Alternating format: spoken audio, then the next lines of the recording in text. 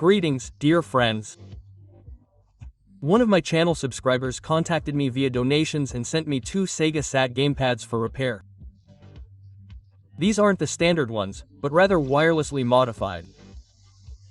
Ordering such mods is currently difficult, so the owner had to resort to repairs. One of the controllers, the black one, is working, but the other one is problematic. After replacing the battery, it stopped responding to the power button. I'm checking for the defect.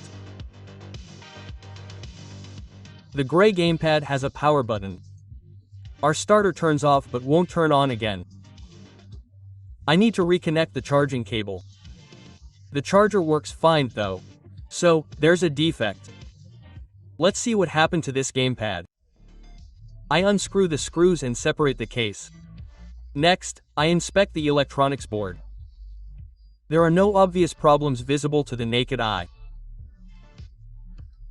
Since I have 2 identical gamepads, one of which is working, it's easier to find the problem by comparing their boards.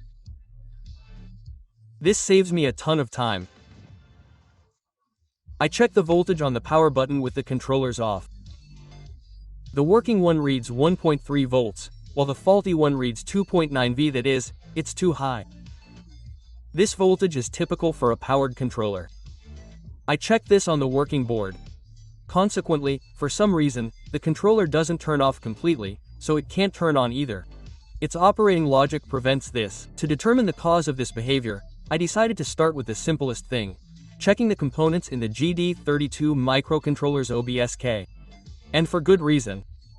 I quickly discovered a short circuit on the terminals of the transistor marked TC1.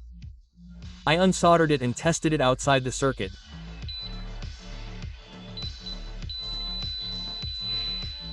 My suspicion was confirmed. The transistor was broken. I unsoldered the same transistor from the second board and connected it to a transistor tester. By the way, a very useful tool. I recommend having it in your arsenal. The device indicates that it's a MOSFET, a field effect transistor, and finding a similar one on donor boards wasn't difficult.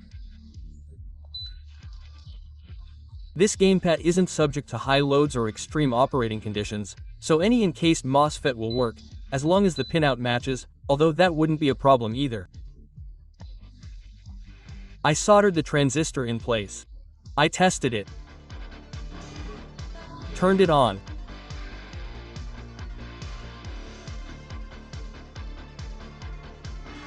Detected. Failed. Now everything works as it should. The gamepad turns on and off with the button.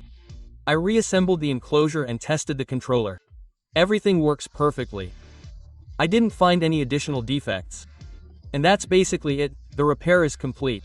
Well, let's hope the defect doesn't reoccur. By the way, a subscriber has already received the gamepads, tested them, and everything works for him too. Bye. Anyway, dear friends, that's it for today. Thank you so much for watching, and see you on other repairs here and on our Telegram channel, where we post daily updates about repairs and your questions. I recommend subscribing, the link is in the description. See you soon.